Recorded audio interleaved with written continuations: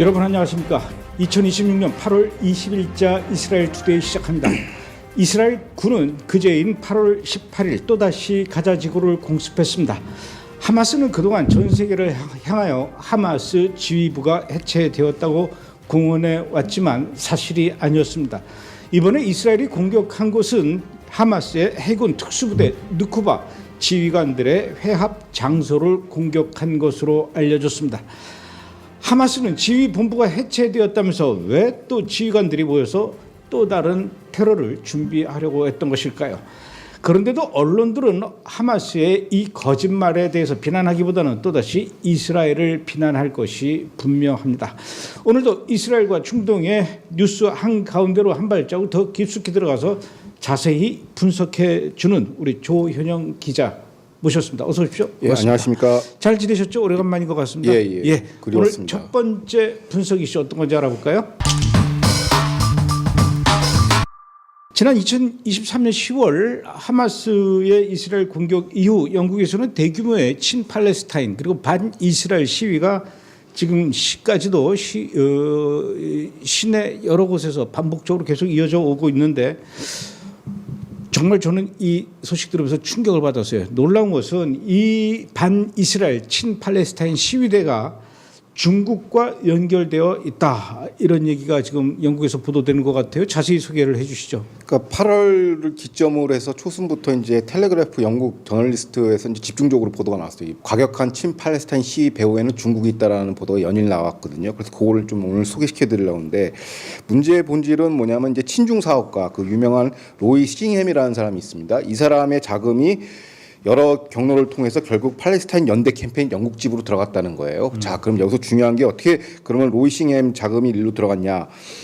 지금 그 친팔레스타인 캠페인을 지금 지원하는 또 다른 극좌 미국 단체가 있어요. 미국에서 활동하는 단체인데 영국까지 이제 확장해서 지원을 하고 있죠. 이른바 코드 핑크 페미니스트 극좌 반유대 단체예요. 그러니까 이게 이제 이 팔레스타인 캠페인 운동의 첫 번째 후원사가 되는 거고 여기서 재미있는 게 뭐냐면 로이 싱햄과 코드 핑크의 창립자 조디 에반스는 특수관계 부부 사이입니다. 그래서 결론적으로 무슨 얘기냐면 로이 싱햄의 자금이 와이프를 통해서 코드 핑크를 통해서 팔레스타인 연대로 들어간다는 것이고요. 그게 이제 그 건수를 보니까 2017년부터 2025년에 한 300여 건의 거래를 분석한 결과 5개 대륙 67개 조직을 경유해서 5억 9천만 달러가 들어갔고요. 이 중에서 극좌 반유대 친팔레스타인 비영리 단체 유입된 금액이 2억 7천에서 8천 정도라고 달러라고 합니다. 그러니까 이거에 대해서 이제 집중적으로 누가 워치를 하냐. 그러니까 요번에 텔레그램 보도의 본지 그 팩트는 어디서 나왔냐면 그 미국 하원 세입 세출위원회에서 나왔다는 것이고 싱햄의 자금이 친하마스 친공산주의자 활동을 지원한다고 주장하고 있고요. 이 배후에는 중국 공산당 CCP가 있다라고 명시적으로 얘기하고 있습니다. 그래서 영국의 내무부, 그러니까 해당되는 홈 오피스도 이거를 지금 면밀하게 주도적으로 관찰하고 있다는 것이죠. 내부적인 어떤 민주적 절차의 그런 집회 시위가 아니라 외세가 개입했다고 해서 지금 공안 당국이 움직이고 있다는 겁니다. 그러니까 이제 결국은 중국의 자금이 이제 유입되고 있다 이 얘기인데. 이건 뭐 단순한 그 자금 의혹 정도가 아니라 이 중국이 본격적으로 이 서구 사회를 분열하려는 그런 전략이라는 점에서 좀 더 큰 틀에서 좀 분석해 볼 필요가 있지 않을까 싶은데요. 그러니까 이게 단순히 뭐 그냥 종교, 인종, 뭐 지정학적 갈등이 아니라 이른바 중국이 추구하는 100년 전쟁, 초한전의 연장선에서 일어나는 것이죠.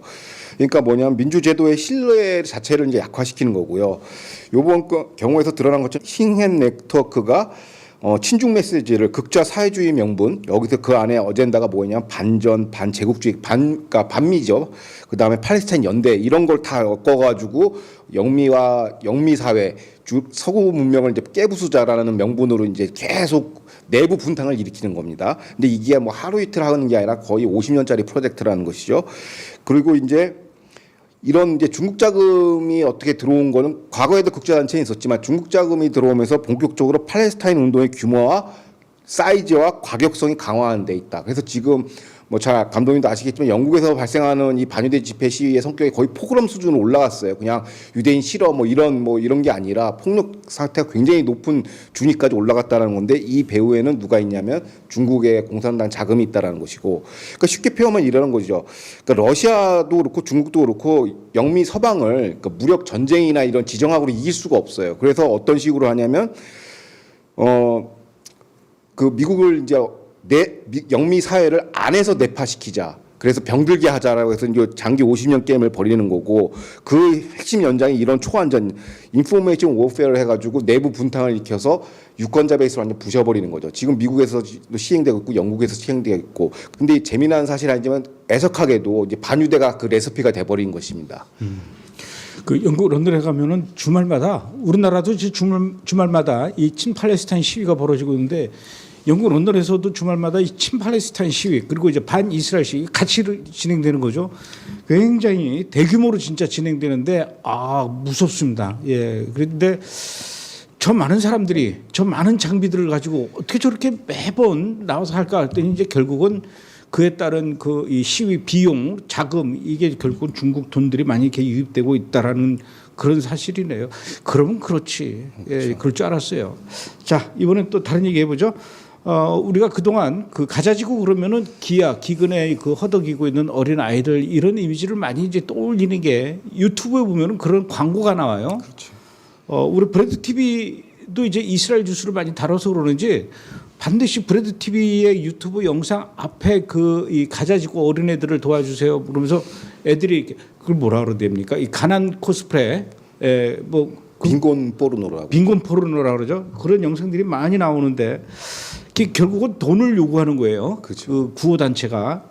그런데 놀라운 것은 최근에 유니세프가 발표한 조사, 이 유니세프가 중요해요.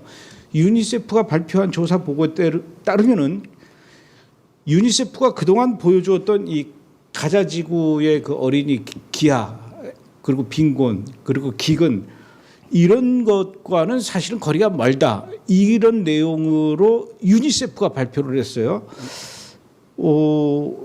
그동안 그 유니세프가 그렇게 그 이 빈곤 포르노를 앞세워서 그 아이들을 이 가자지구 그러면 이제 기아 빈곤 이걸 강조를 했는데 요번에 이제 조사한 내용이 사실은 그게 아니다라고 정반대되는 내용의 그 조사 발표를 했는데 참 희한해요. 참고로 유니세프는 아주 그 친 팔레스타인 반 이스라엘 성향의 대표적인 그런 국제 기구인데 도대체 이 유니세프가 왜 이렇게 상반된 조사 보고를 발표한 겁니까?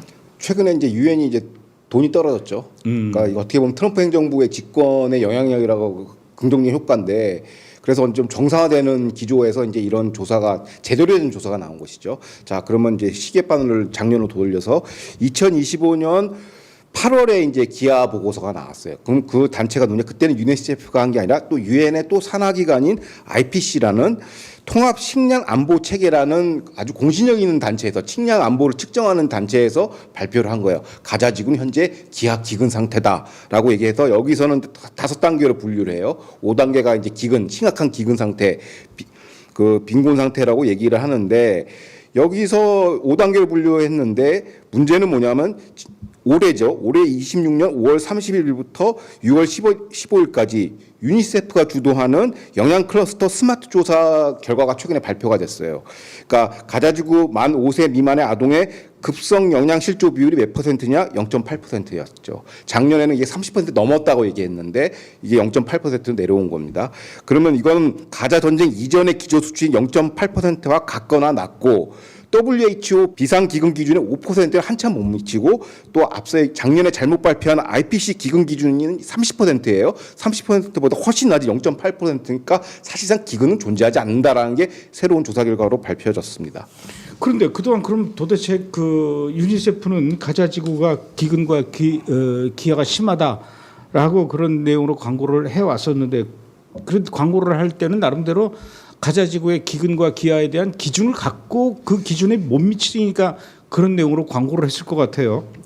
근데 이게 특정 방법, 조사 방법에 대한 문제, 조금 기술적인 문제인데요. 그러니까 기아를 우리가 측정할 때 어떤 식으로 하냐면 WHZ라고 해서 웨이트 하이트, 그러니까 체중 신장 Z 값이라는 게 있어요. 이게 가장 정확한 그 분석 방법이고, 그다음에 거기에 보완적인 게 뭐냐면 MUAC라고 우리 팔뚝 어린아이들의 팔뚝 상완위 둘레를 측정하는 거예요. 사이즈를 측정해서 기근이냐 아니냐를 이제 평가하는 그게 가장 중요한 수치고, 그다음에 총 식량량이 투입된 여부 이건데, 그럼 이 사이즈 측정 같은 경우는 2025년 8월에는 어떻게 했냐? 가장 정확한 WHZ 체중 신장 지수를 재야 돼요. 근데 그걸 안 쟀어요.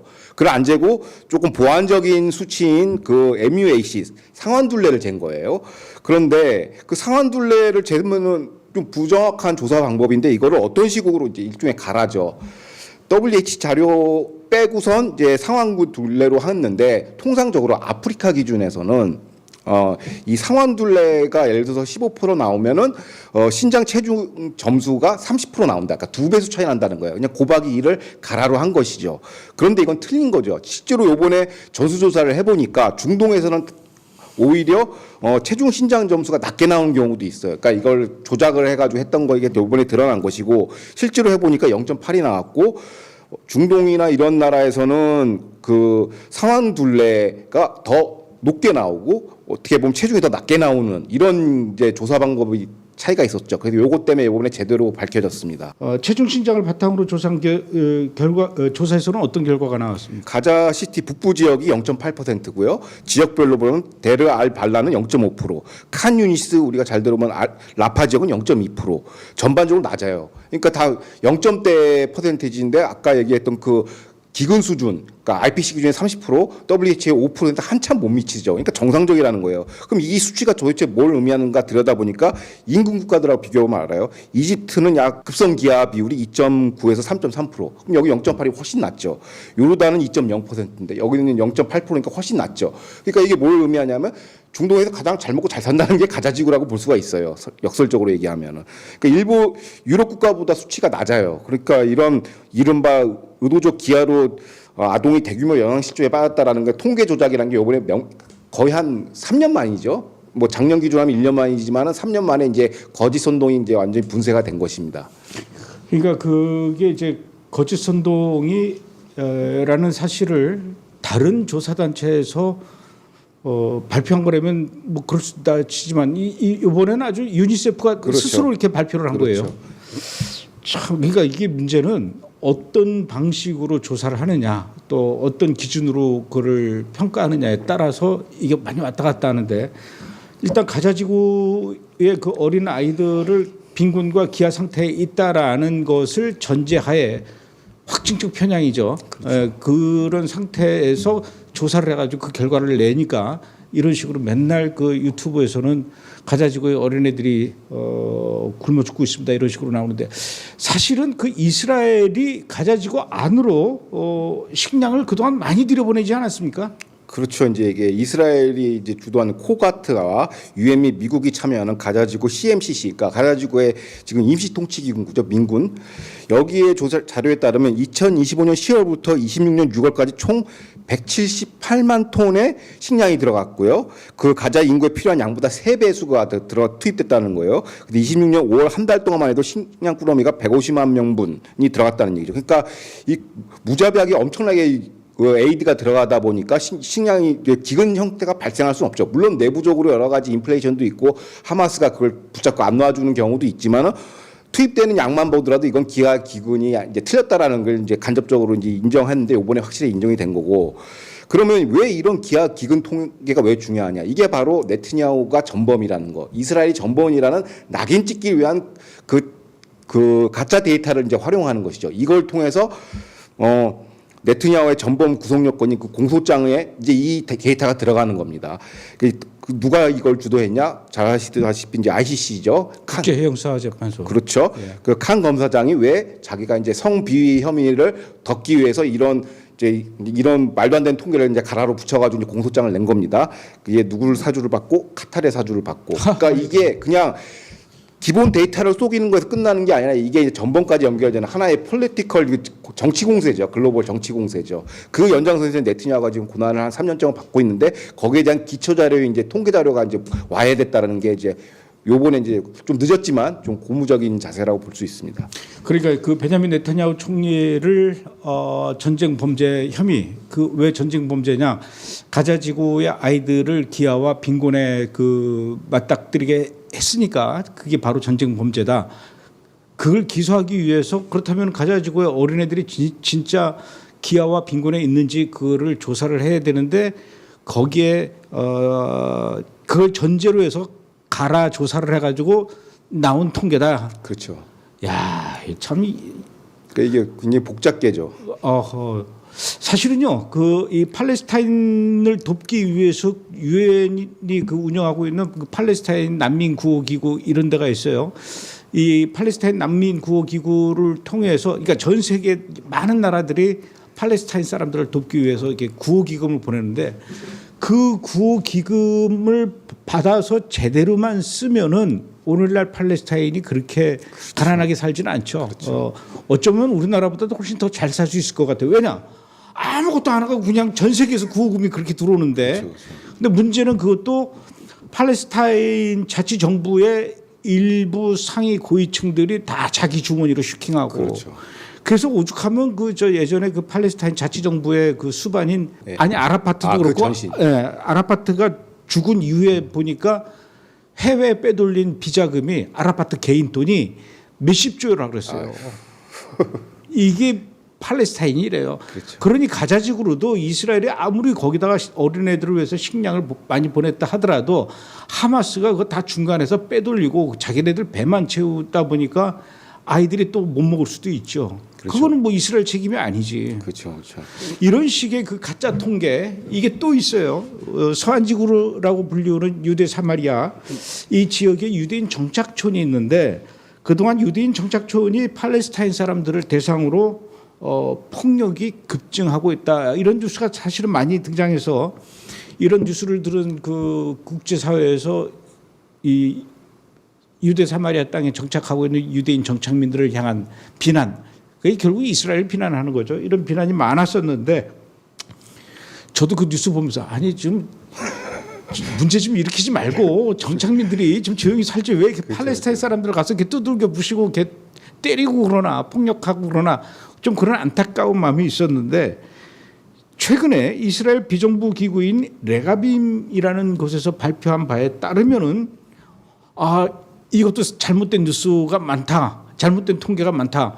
이렇게 얘기를 하더라고요. 그렇죠. 모든 선동의 기초 자료는 통계 조작부터 시작을 하거든요. 그러니까 조금 배경 설명을 하자면 제가 이 기사를 다루는 이유 중에 하나가 뭐냐면 기아 난민 이 빈곤 포르노가 한 2, 3년을 장악을 했어요. 이쪽 이스라엘 쪽 이거 친팔레스타인 담론을. 근데 이게 이제 통계를 반박이 되니까 얘네들도 극좌 팔레스타인 애들도 새로운 이제 아이템이 필요하죠. 그 요번에 보니까 이제 뉴스를 보니까 부쩍 감독님이 말씀하신 것처럼 서한지구 정착민 폭력이 이제 메인 센터 스테이지로 올라가는 거예요. 그 연장선에서 이제 보는 건데 레가빈이라는 비정부 기구 이제 자료 그 연구 기관에서 그 유엔의 이것도 유엔 산하 기관이에요. 유엔의 인도주의 업무 조정국이 오차라는 데에서 10년 동안 이제 정착민 폭력 자료를 이렇게 만들었어요. 그거를 이제 검증을 한 겁니다. 과연 98%가 과연 여기서 나온 정착민 폭력이 그렇게 심각한 수준이냐라고 이제 스크린을 했는데 이 전체 통계의 98%가 허수라는 거예요. 오호 이런.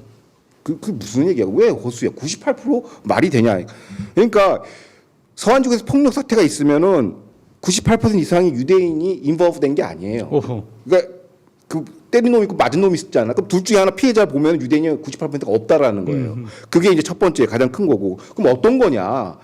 그러니까 뭐 서한지구에서 조금 아시는 분, 유대 사마리아 아시는 분 알지만 이거 ABC 구역을 해가지고 사실상 이스라엘 군이 치안을 맡고 있어요. 그 지역은 약간 군사 분계선처럼. 그래서 여기서 이제 테러리스트 간의 충돌들이 있죠. 팔레스타인 계열 테러리스트. 이거를 갖다가 정착민 폭력으로 카테고리를 씌워버리는 거예요. 사실은 이제 군인들하고 일어난 충돌인데. 그러니까 충돌이라는 표현도 좀 너무 중립적인 표현이고 치안 유지 차원에서 하는 거 어쩔 수 없는 정당방위 행위죠. 그거를 가지고 이제 정착민 폭력, 쌍방과실 뭐 이렇게 만들어 버린 것이죠. 그게 98%고. 그럼 실제로 폭력이 전혀 없었냐라고 보면 한 2% 정도가 있어요. 그걸 검증을 해보니까 이것도 말씀하신 이제 우리가 일상적으로 볼 수 있는 팔레스타인 측의 선제 공격에 대응하는 유대인의 정당방위. 그러니까 대부분 기사가 어떻게 나가냐면 팔레스타인이 와가지고 유대인 목동을 두드려 패요. 그다음 유대인이 방역하는 것만 뉴스 화면으로 나가요. 그렇지 뭐 예. 그걸 나가니까 왜 또 저렇게 또 과격하게 패는 거야. 정착민들이 이렇게 되는 거죠. 근데 그거가 그 단순 쌍방간의 몸싸움이자 쌍방과실인데 이게 2%예요. 실제로 폭력이 있다 한다면 2%라고 객관적으로 이 단체에서 얘기했습니다. 그런데 왜 그동안 그 툭하면 유대인 정착민들이 그 팔레스타인 사람들을 향해서 폭력을 행사한 것처럼 그런 식으로 보도를 나온 건 왜 그러는 겁니까? 원인은 뭐예요? 그러니까 보도가 이제 통계에 기반하기 때문에 이 내러티브를 거짓의 이 선동 내러티브를 만들려면은 이런 걸 해야 되는데 제일 문제가 이제 유엔이에요. 요번에는 뭐 유엔 유니세프가 이 기아 자료를 반박을 했지만 과거의 유엔은 또 반 이스라엘 친구가 아니잖아요.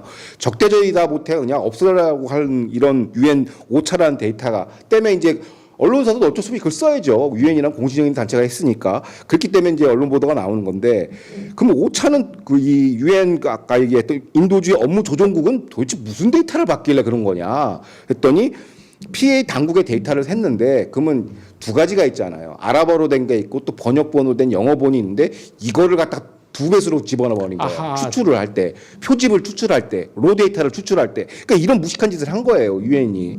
두 번째 뭐냐면 이제 분류의 오류죠. 어디 카테고리에 집어넣을 것이냐. 그런데 황당한 분류 사회가 이런 겁니다. 팔레스타인 노동자가 작업 중에 개에 물린 내역까지 그게 정착민 폭력 카테고리로 들어가요. 그 다음에 고대 유적지 방문해서 뭐 누가 넘어졌거나 자빠진 거, 하여튼 과실 사고는 다 이제 유대인 정착민 파로 들어가는 겁니다. 당사자 상관없이 조서도 없습니다. 이거 신베트랑 이스라엘 경찰 자료를 다 전수조사 해보니 그런 결과값이 나왔다라는 거예요. 그러니까 실제로 범죄 발생률 보면요, 그 ABC 서안지구 뭐 감독님 잘 아시겠지만 거기는 군사분계 지역이에요. 그리고 IDF가 지키고 있기 때문에 치안이 굉장히 안전해요. 상대적으로 뭐 테러 뉴스는 자주 나와도 그러니까 어떻게 보면 미국의 대도시보다 300배 이상 또 어떻게 보면 안전하다 볼 수 있고. 경찰 공식 통계에 보면 서안지구가 이스라엘 전체 도시에서 가장 안전한 지역이라는 거예요. 유대인이 폭력 사범에 그 들어갈 수 있는 다른 데도 뭐 유대인 마피아가 있어요. 근데 여기는 안전하다는 거죠. 그러니까 이런 게 잘못된 통계가 이제 시즌 2로 지금 나오고 있다. 가자 기아 사태에 이어서 이제 시즌 2가 또 시작되고 있다. 해서 미리 우리 독자들한테 경고의 메시지로 저런 뉴스 나오면 무조건 걸르세요. 이런 게 맞을 것 같습니다. 또 그런 뉴스가 계속 나올 거예요. 우리나라에서. 네. 그렇죠. 근데 이걸 확인을 해봐야 되는데 확인 안 하고 그렇죠. 그냥 저 뭐 유엔이나 저 팔레스타인 쪽에서 내놓는 보도 자료만 가지고 우리나라에서 하니까 그런 문제가 있습니다. 알겠습니다. 이렇게 진실을 알려주는 뉴스 이스라엘은 알란가 모르겠어요. 프레드 TV를.